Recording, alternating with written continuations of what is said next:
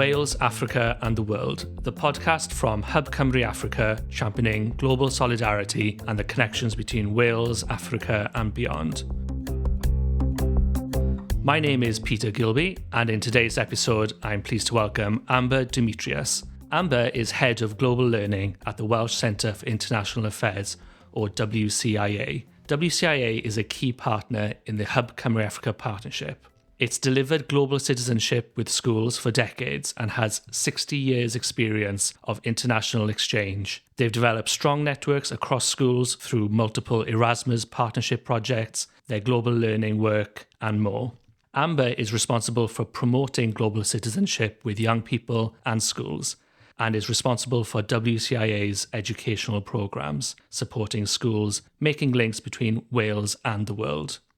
In today's episode, we'll be having more of a conversation and exploring about what global citizenship actually is. And we'll be joined by my colleague, Ojelade, Diaspora and Inclusion Officer, and then Ore will be presenting Africa This Week later on in the episode.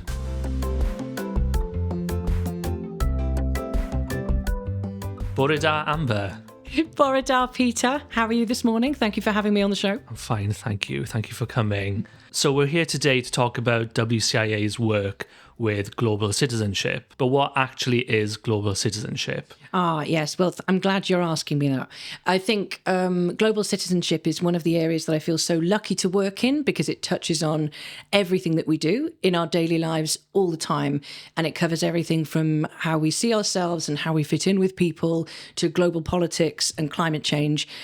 But when I'm talking to people about my work and I tell them that I work with global citizenship, they go a bit glazed. They look a bit lost because they're terms that are really inaccessible, and you can almost see them wondering what on earth they could ask next because it doesn't really mean a lot to a lot of people.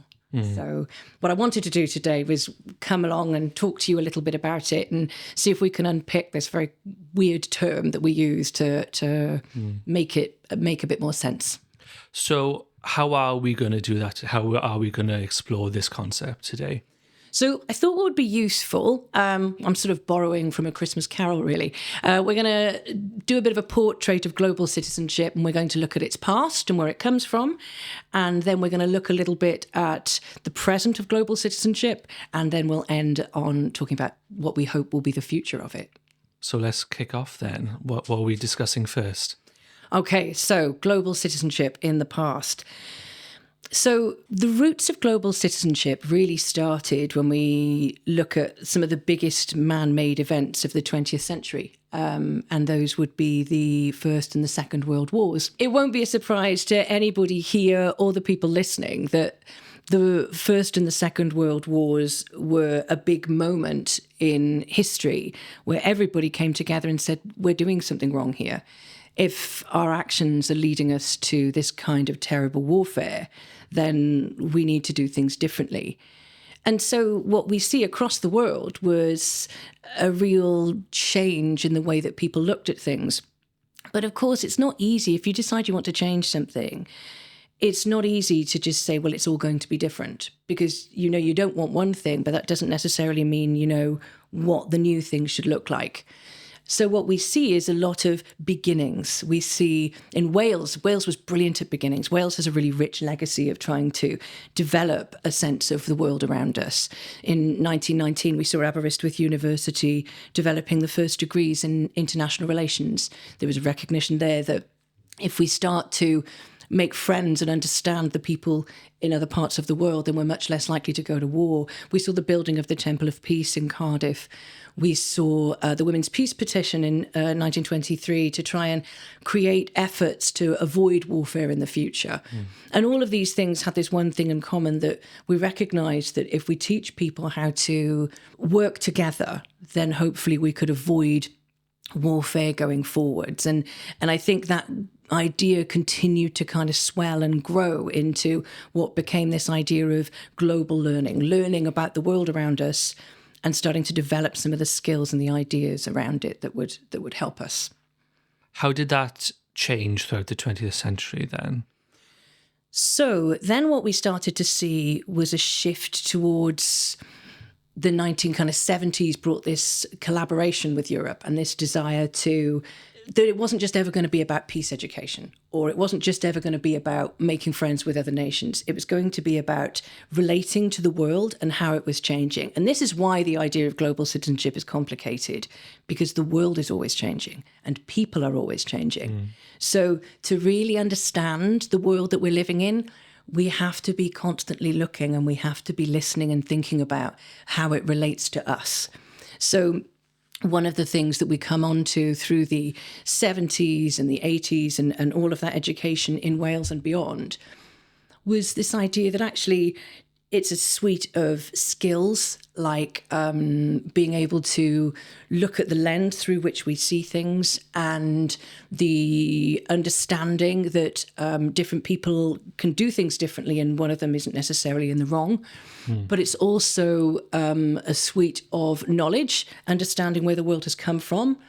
And also it's a huge issue about values and understanding and desiring to take action and take things forward. Obviously, people around the world grow up with different value sets, different identities. How does that affect, or how does that fit in with global citizenship? Yeah. Everything we've talked about so far are these massive issues that affect the world. And again, it's very difficult when you're trying to engage somebody in the first instance. It's really hard to make that feel relevant. You know, if people don't typically want to watch the news, for example, it's very difficult to engage somebody with that. And that's where this gap comes with people and global citizenship as a kind of big concept. And this brings us to the fact that global citizenship is in our day-to-day lives, and there's really no avoiding it. And it's in the most personal things, like the first things, if you think about a family growing up, if you think about your own childhoods, the first things you learn, certainly one of them would be your name. And names are fascinating examples of global citizenship, because what is a name? Your name will have come from your family. Everybody has a name that means something, and hopefully something positive. And I think, you know, one of my favorite warm-ups that I do when I do teaching work with different groups is to get people to tell us the different nicknames that they have with their families and with their friends and beyond. Because you might start off with what your family name means or what your name means. But actually, once you start to get into the nicknames that people give you and what that means and the inside jokes, what they're really telling you is about the people that love them and about the traits that are ascribed to them. And when people start to tell you about how, I don't know, their mum thinks they're brave, or how their friend remembers the time that they helped them out, what you're really getting is a portrait of really who that person is. So names is a great example of a key global citizenship topic, which is identity. And we need to protect identities. That's absolutely what those identities are there for. That's why they're so innate to all of us. So building on the concept of values, you know, there's certain areas where there have been some ideologies they've been grown into thinking. How are you able to discuss with people to sit with the discomfort when dealing with global citizenship? How have you been able to communicate with people that you've had these values for a long time? It might be wrong. How do you sit with discomfort in that, and how people address that? Yeah, it's a really interesting question. And I think that one comes to another global citizenship skill, which is about critical and creative thinking. And I really do think those two have to be brought together as part of the same coin. Because for starters, another global citizenship topic here, which is self-reflection. I think when we work with trying to shift the way that we see things, it's really important that we look at how we see the world, and we all come to the table acknowledging that there are going to be blind spots in our vision. We all have them, don't we? We all have a lens through which we see things. So the first thing is to kind of start with the learner and talk about, do we know where the blind spots are? Do we see where those things shift? And I think that critical part, which again links nicely back to things like identity and culture, is kind of getting people to try and look at it from an outsider's point of view. And if I may, I'm going to wander into an anecdote here, but I promise it's a short one, which is families are a great example of this, of course, because families have a shared culture, just like everybody has a shared culture. The first time my now husband met my dad, he walked into the living room and sat in my dad's chair. Now, nobody, until he sat down in that chair, was aware of the fact that my dad had a chair, or the fact that that chair was the one that nobody else sat in. But when he was sitting in it, everybody looked at him, and I kind of thought, I can't leave him sitting there. It's just too weird. And I think it's a great example of exactly what you're talking about, which is this understanding that actually you have a structure, but it's only when somebody comes in that it exposes that structure to you. Obviously I'm using a family example, but the same thing is absolutely true when I look at women apologising for taking up space on the street, for example. There's a real injustice there that women are taught gently and underpinning a lot of things that taking up space is not allowed.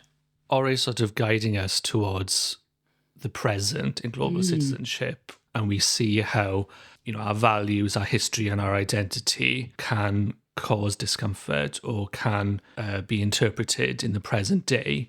Can we sort of unpack global citizenship in the present day a bit more? It brings us nicely back to the past in terms of, in the past, everybody knew that something needed to change, but they didn't know what. And so there's been a huge conversation in the present about what global citizenship should involve. Which skills should we be including, which values, and which kind of body of knowledge. And there are some things that have historically always been there, like peace building and climate change.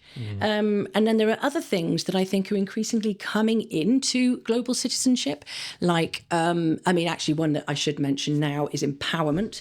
Because if people don't believe that they can make change happen, then they won't. And I think there's a huge issue there. Yeah. But also increasingly, I think there are issues like a big one that seems to be coming out a lot is hope. Because of the fact that we are in a world that has increasingly complex global problems. And I think particularly in some of the work I do, I see that people are really worried for the future. And so there are a number of frameworks in which people are looking at exactly what we think people should be learning in terms of global citizenship. And I think one of the challenges that we have is trying to bring all those different frameworks together. I know there are charities that have done that work. The European Council have a framework. Oxfam have published a framework. And also here in Wales, we have the ethical informed citizen purpose of the Welsh National Curriculum. So there is a thread that goes right the way through what all young people are learning in Wales, which is about teaching people to be kind of citizens and to be able to understand what's happening in the world and take action on it. Yeah, I think that's really interesting. Global issues are very complex.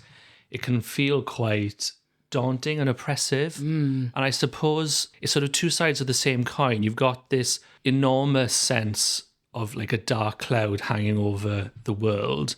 But what that actually means and where global citizenship shows up in that environment is on the flip side, there is a deep hunger for hope, isn't there? Absolutely. To fix things. And when that opportunity comes along, people do grab it. And I think that's where, for me, I feel very passionately about this idea of, so critical thinking is a really important part of global citizenship. And a lovely idea that comes up a lot for me with critical thinking is this idea of asking yourself if something is always true. Because I think there's a lot of things in life where we believe the worst possible outcome as being the true one. In personal examples, like, when you've had a bad day and you tell yourself that you're rubbish at everything, that feels true, but it certainly isn't true. And I think there's a lot to be said for, is it always true, or is it sometimes true, or did it feel true? But also then in terms of when we look at misinformation, when we look at how people process things, there's definitely something about if we can try and look and consider that lens, that's really important. But what's crucial is if we're rejecting one way of doing things, if we're saying some things aren't quite right, giving people examples of what could be better. And I think that's something that is so important for human beings, is being able to see more positive examples. I teach futures thinking. When I ask people, what would you like the future to be like? What would be your preferred future? It is amazing how that floors people every single time. Because if I ask people that, what they do is they tell me the future that they don't want. They don't want it to be a climate crisis. They don't want there to be corruption. They don't want everybody to be unhappy. But when I ask them to consider what it would look like, they really struggle. And the examples that they use are generally the ones that you see in science fiction stories. And it's because we don't do a lot of looking at examples of positive. We don't look at positive role models as much as I think we should. We don't look at what things could be like. And there's a really good psychological principle here that when somebody breaks a speed record or they climb a mountain, once one person has done it, many others follow, because we need to see that something is possible to really believe it. So you're sort of organically going into the third section, which is future now. And, you're right, role modelling what's possible is really important, particularly for, marginalised groups in society as well. Absolutely. Who often feel even more powerless than others. Let's explore that sort of positive futures thinking a bit more. How does a person who wants to commit to being a good global citizen, what do they have to do to imagine that future, to claim their power? I think there's a lot to be said here for one step at a time.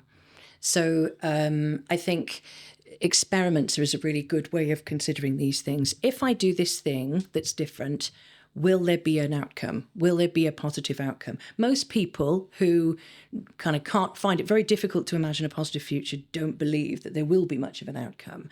Whereas I think there's something to be said for taking one step and seeing the impact. So a lot of my work tends to be working with groups of people who want to make a change, but they're not sure. And by the way, that's always the hardest bit, is getting them to decide on what it will be that they're going to do. Because I think human beings innately are really scared of failing. So there's a real sense of, oh, we're going to do this, but probably no one will care. Actually, there's something amazing that you see at the end of projects where people have done something and they're astounded that, people actually came, or people signed their petition, or this thing actually happened. And you get this kind of tangible result. So I think for a lot of the people listening here, I think there's a really great opportunity to take the adventure of trying out something different, trying out something that would be a positive thing for you to do today. Don't worry about tomorrow, but just worry about this thing that you could do today. And realistically, not every single positive action is going to have some huge result, but there's a lot to be said for allowing things to grow over time. And I think the things that grow over time are the things that are the ones that last. I mean, it strikes me that it possibly has almost a snowballing effect.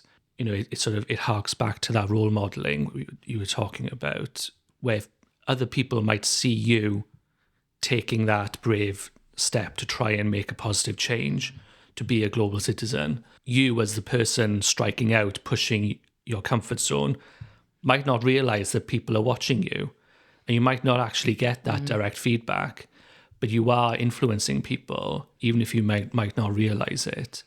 Absolutely. And I think you see that a lot when somebody, they don't necessarily even need to be close to you, somebody that you see in your day-to-day life, when they undergo some kind of change, you quite often feel a bit of a shift in your emotional landscape, because they were always in this position in your life and now suddenly they're in that one. And I think there's definitely that sense of, if one person can do it, then other people feel that they can. And again, it's that example giving of people being able to create different things. And even in your own life, if you think who you were 10 years ago, generally speaking, you look at habits you had and you're surprised that you have them now, and things you do so differently now. And that's because it was day-to-day investment. You didn't notice the day-to-day, but you've just got a different life. And so if we sort of expand our perspective a bit from like the individual global citizen, how is global citizenship as like a wider international concept? How is that looking in the future? What frameworks are being set up to sort of promote that positive future?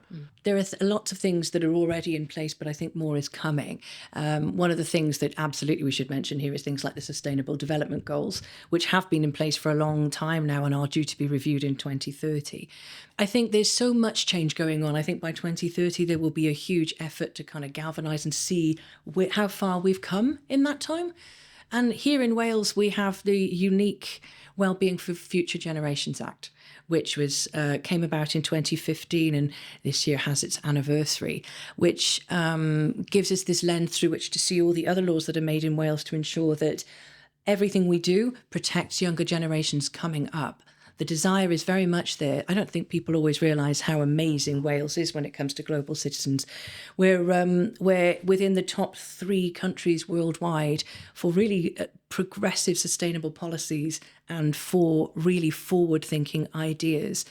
And a lot of international charities that work together for that, including yours and mine.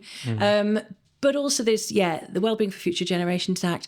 And then we have, I know I mentioned it earlier, in the Welsh National Curriculum, every young person in Wales who is attending school will have the ethical informed citizenship purpose, which runs through their entire education. The Youth Work Strategy for Wales also has a lot of global citizenship-y. It's not specifically global citizenship, but I actually think the principles are smack bang in the middle of it. Well, it doesn't have to be labelled global citizenship to be global citizenship, does it? A lot of the things that we consider just good things to do, like being kind to other people or helping our communities, these are all global citizenship concepts. And what's great is you do something great for one person, you do something great for the world. And actually the two things, that it's the principle's exactly the same. The other thing I should mention, which I think is really important, is there are a lot of community projects and there's a lot of public opinion that really galvanizes behind global citizenship. And I think, it's where you don't see it hugely covered on the news.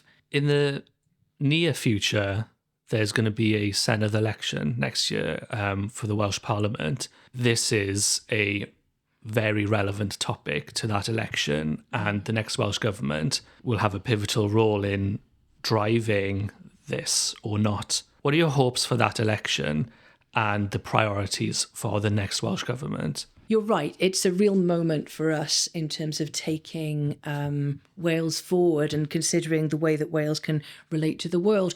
And I think it's also a moment in terms of things like international solidarity, particularly with things like Erasmus plus potentially being on the table again in 2027 or further. I know I've done some work with groups who are performing their own hustings in the run-up to the election next year. And I'm really excited to see young people kind of stepping in and taking those kind of leadership roles in their communities, because that brings us back to that hope question. If we believe that we can make a difference by engaging with our communities and bringing people in, it's great for them, but it also will mean that kind of voices really get heard next May. So I think that's really important. And I think it's a real moment for us to kind of vote for the future that we want. And if there was someone that wanted to start acting as a global citizen, achieving as a global citizen, how can you and WCIA help them? What's your role in this? Our role is very much as facilitators. So I would urge anybody to get in touch with my organisation. They're a lovely group of people. And I think something that we recognise, as I hope everybody who works in this kind of space recognises, is that not everybody wants to get engaged in the same way, or not everybody feels that they can engage in the same way. So there are lots of really flexible opportunities for projects. So sometimes that's how we work. We work with schools, young people, special interest groups, to help them develop projects that they want to develop to make change happen. We also do workshops and offer expertise in a variety of different areas. And we also do work with volunteers who want to get in touch and just want to know more about a particular topic. And you work across Wales? We do. Very proud of that. I think that Wales is a small but mighty country, so we try to make sure that we engage with everybody as much as we can. Amber, diolch yn fawr iawn. Thank you very much. Thank you for having me. Diolch o galon.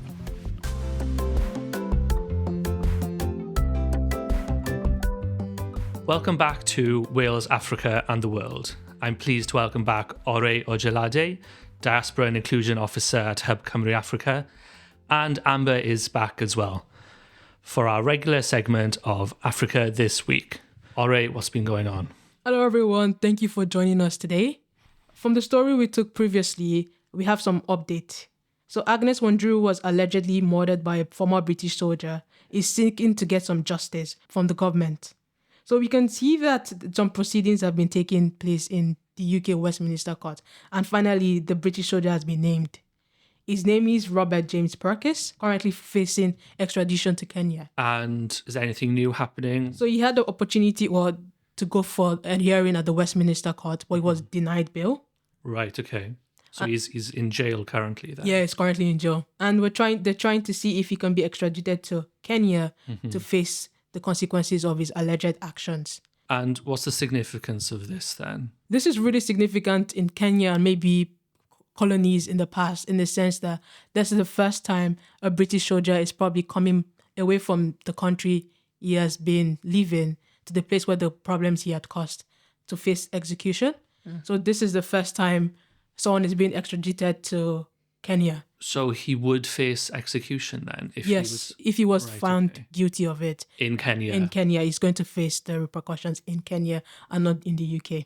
Wow. I suppose an outcome, though, is he might be tried and imprisoned here. He won't necessarily be sent to Kenya. No, from the hope and everything that has been discussed, it's looking like he has to be tried in Kenya. Right, okay. And also not to enforce the power dynamics that have happened in the past. It's important for him to be trialed and questioned in Kenya, because for a long time, there have been alleged deaths of young people in Kenya by British soldiers, and no one has been held accountable. Right, yeah. It comes down to the power dynamics of the host countries and maybe the soldiers and how much they've respected them or hushed and not spoken too much. So if this case goes through, if he's allegedly, at the end of the day, extradited to Kenya and it's given the judgment, it would be a good win for the people of Kenya and for the other colonies who have probably faced this in silence. Yeah.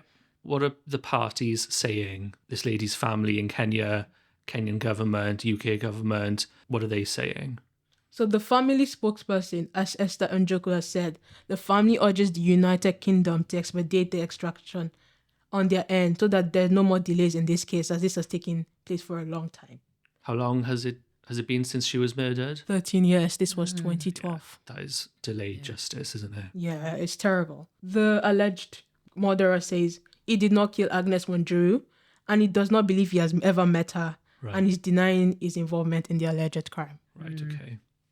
Well, we'll keep an eye out for that in the future. No doubt he'll be back in court sometime soon. Hopefully today, actually. Oh, today? They're probably having a hearing here in Westminster and Kenya to see how fast they can improve. Right, Okay, so hopefully by noon or later today, oh, right, okay. there'll be some feedback. So what else has been happening? So in Benin Republic, there was an alleged coup that was going to happen, but got stopped. Lucky president, I guess. What's the context for that? Why did the coup happen? So the Benin people have been displeased by the government situation. Right. And the current president has been in power for over 10 years now. And there's an upcoming election going, and the discomfort of what's happening to the citizens, the economic problem, the instability, the people are not really happy about it. Was the president seeking re-election? Well, indirectly, he has alluded to the fact that he's going to seek Right, okay. a re-election, because now the two main parties he has agreed to take part in the political elections coming up February 2026 are more or less in partnership with him. So the two parties indirectly are in alliance with him. Right, okay. So the military officers seized the television station and came out to say they want Talon, who is the president of Benin, to be removed. But for some reason, it was thwarted by some Nigerian aides who sent some helicopter jets to come and thwart that.